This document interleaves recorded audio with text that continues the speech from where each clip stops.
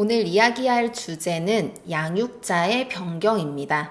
종종 이 사건을 진행을 하기는 했는데 최근 들어서 이 관련된 주제에 대해서 상담을 좀 자주 했어요. 그래서 이 관련된 이야기를 전달해드리면 좋겠다라는 생각에 오늘 주제를 정하였습니다.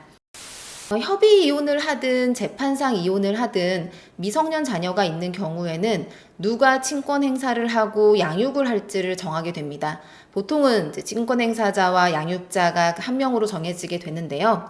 그렇게 정해진 이후에 예를 들어서 전 남편이 아이들을 양육을 하기로 했는데 이제부터는 내가 아이들을 양육을 하고 싶다라고 하면 아이들을 그냥 데리고 와서 내가 키우면 되는 것이 아니고 법원에 양육자 변경 청구를 해야 됩니다.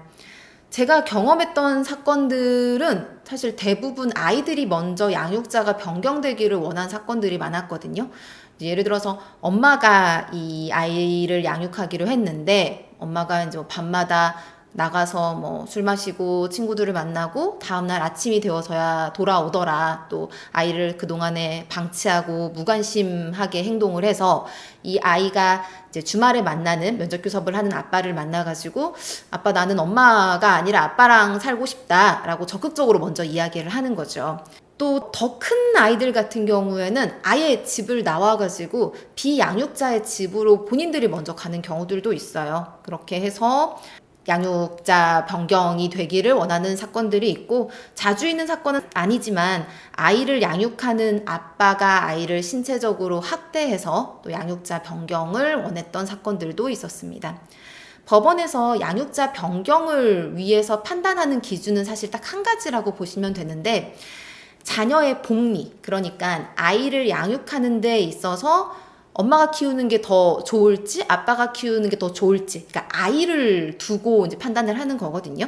이것을 판단을 하기 위해서는 아이의 의사도 물론 중요하고요. 양육을 하겠다라고 하는 양육 능력, 그러니까 경제적인 능력도 분명 필요하겠죠. 그리고 양육 환경, 지금까지 양육을 했던 상황들, 이런 여러 가지 상황들을 전부 고려해서 아이가 원래의 양육자와 지내는 게 좋을지 혹은 이제 변경된 양육자와 지내는 것이 더 좋을지를 판단을 하게 됩니다.